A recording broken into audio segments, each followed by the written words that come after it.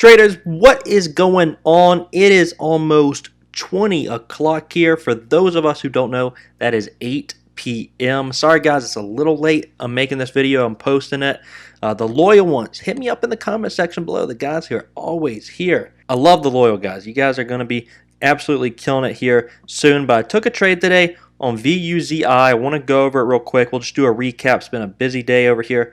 Been working a lot today. My wife keeps me really busy, guys. Really sweaty. If you guys can't tell, I do apologize. My hair is a mess. My hair and makeup artist wasn't available today, so you guys are stuck with this. VUZI. What was my game plan here? How can you guys find opportunities like this? Let's go over VUZI, my game plan, how I found this stock, and how we can continue to profit off of moves like this. So VUZI, of course, is popping up on the intensity scanners for the last few days. I've been seeing them pop up, and I've been keeping an eye on it. When a stock pops up on the scanners and it's grinding, it's making some moves, it's getting jiggy with it, I'm going to throw it over here on my watch list. I'll throw it on my watch list and just keep an eye on it for a few days. Take a look at the yearly chart. Always take a look at the past chart history, traders.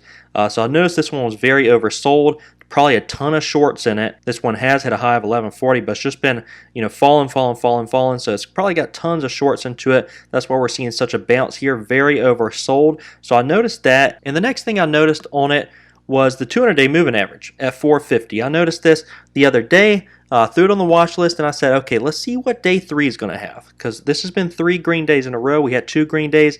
Are we going to have a third green day? Because we're overblown on the RSI.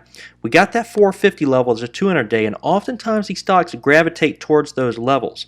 And I had that in mind, actually. Today, my plan on this was to sell at 450, but it was what time? It was at about 1:20, and I was out with my wife having lunch, and I was keeping an eye on it because that's what traders do, right? So we're sitting there having lunch. I got VUZI, kind of pulled up, just halfway paying attention to it. My wife's like, don't be texting other girls. Honey, I'm looking at VUZI. It's pulling up to the 200-day moving average. That's what I'm doing on my phone. So VUZI, I did get into it, a couple times here, around 390 and then about 379. Couple fills, about 500 shares there. But the game plan on this really was to get in as it pulled back at the start of the day today, because I noticed yesterday that it did the same thing. It pulled back hard and then started grinding up, and that's what oftentimes these grinders do. They'll pull back at the start of the day because yesterday at the close we see a lot of buyers, a lot of volume here at the close of the day, and these traders see that, okay, we don't have a gap up, so what are they going to do? They're just going to sell their position. They say, okay, this thing's not getting it. Let's sell this position and be done with it. And then it lands on its feet and it starts climbing back. I missed it this morning. I was looking at some other stocks, kind of irritated with it because I did like this stock, and I really wanted to, get this on the pullback at the start of the day. Didn't end up doing it. Got it all around this area here, but 450, that 200-day, I really thought I was going to gravitate to that area. I was out at lunch and I said, this probably not going to get to 450 while I'm out at lunch, but if it does, I'm going to rush home. So guys, I sped home, and I didn't make it here until it was at 432, 433, and I took it all right there immediately. I knew it tapped at 450. It got so overextended.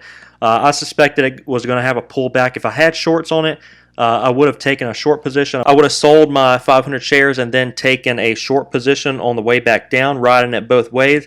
But I showed up, a little late. I wanted it at 450. I'm sitting there when this thing's around $4 saying, I think it's going to pull to 450, here shortly. That's a gravitational area that's going to start pulling to. I did not think it was going to happen at like 130, but it did. I rushed home, thankfully got out of it at a decent price. Ended up missing about 50 or 60 bucks on those 500 shares because I wasn't here when it tapped 450, but that's okay. Ended up having a really nice day on VUZI. I just wanted to go over that, there for you guys. A few things just to learn from this video. When you see stocks pull up on the scanners, put them on your watch list, especially if they are getting some nice activity on them.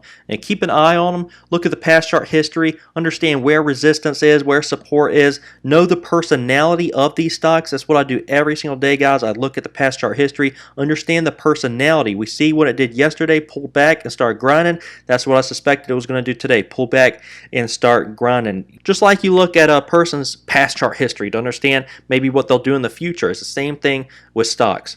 For example, I tell my wife all the time, honey, I'm going to start working out. I'm going to start working out. Let's get a treadmill. I'm going to run around the neighborhood. I'm going to work out. And guess what? I never have, and I still don't. Well, I do work out some. I do a few squats a day, But other than that, I'm not working out. And I say I will, but then I don't. The past chart history of my life is also pretty indicative of the future of my life. So with that said, traders, let me know how you did in the comment section below. Smack that like button, hit that subscribe button, guys, and we will see you all first thing tomorrow.